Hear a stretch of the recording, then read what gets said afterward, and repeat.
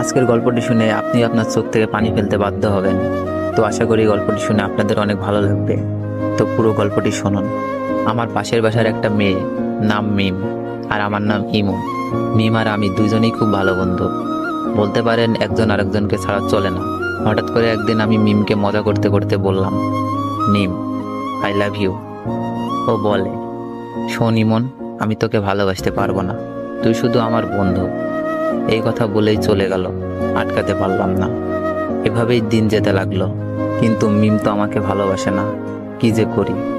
বলতে বলতে মিমের ফোন। ওই ইমন, কি করছো? তোর কথাই ভাবছিলাম মিম। চুপ থাক, খাইছস? না, তুই খাইছস মিম? হ্যাঁ খাইছি। তুই এখনই খেয়ে নে, আর মাঠে তাড়াতাড়ি আয়। আচ্ছা, বলেই লাফাইতে লাগলাম। মিমের মনে হয়তো আমার জন্য ভালোবাসা জাগছে। তাড়াতাড়ি খেয়ে গেলাম, গিয়েই বললাম, কিরে মিম, হঠাৎ জরুরি তলব? সামনে আমাদের এক্সাম রে, খুব টেনশনে আছি। কোনো চিন্তা করিস না, ফেল করলে তোরে তো আমি বিয়া করবো, তারপর 2টা ক্রিকেট খেলার টিম বানাবো, তোর এক দল আমার এক দল। বলেই হাহা করে হাসি দিলাম। কিন্তু হাসি দেওয়ার পর যা ঘটলো তা আমি কেন আমার চোখও বিশ্বাস করতে পারলো না। এমনভাবে আমার গালে চড় মারলো যেন গাল দিয়ে ধোয়া বের হচ্ছে। চড়টা মেরেই মিম বলা শুরু করলো, তোকে বন্ধু করে জীবনে বড় ভুল করেছি, আজ থেকে আমাদের বন্ধুত্ব এখানেই শেষ। বলেই চলে গেল। আর আমার চোখ দিয়ে বৃষ্টির মতো পানি পড়ছে। কিছুই বুঝতে পারলাম না, খুব খারাপ লাগছে। শেষমেশ বন্ধুত্বটাও শেষ।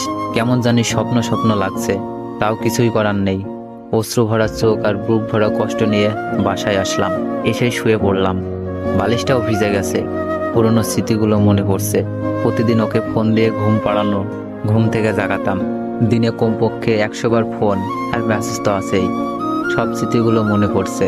আমাদের বন্ধুত্ব শেষ হলেও আমি ঠিক আগের মতোই ফোন দিতাম, মেসেজ দিতাম। মিম খুব বিরক্ত ফিল করত, তারপরও কথা বলতে চাইতাম। হঠাৎ একদিন দেখলাম মিম পার্কে বসে এক ছেলের সাথে হেসে হেসে কথা বলছে, যেন কলিজাটা ছিঁড়ে যাচ্ছে। তাই বাসায় এসে পড়লাম।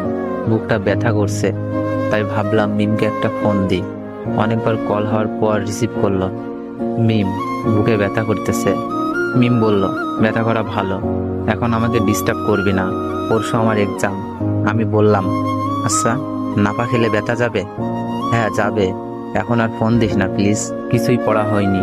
আমি বললাম, কয়টা খাবো? তোর যতটা খেতে মন চাই খা, প্লিজ ইমন, আর না। আমি এবার বললাম, লাস্ট একবার, ভালোবাসিস? মিম এবার বলল, ইমন, এইসব কথার কোনো মানেই হয় না, আমরা জাস্ট ফ্রেন্ড। তোর অনুরোধে কিন্তু দ্বিতীয়বার ফ্রেন্ড হয়েছি, তাই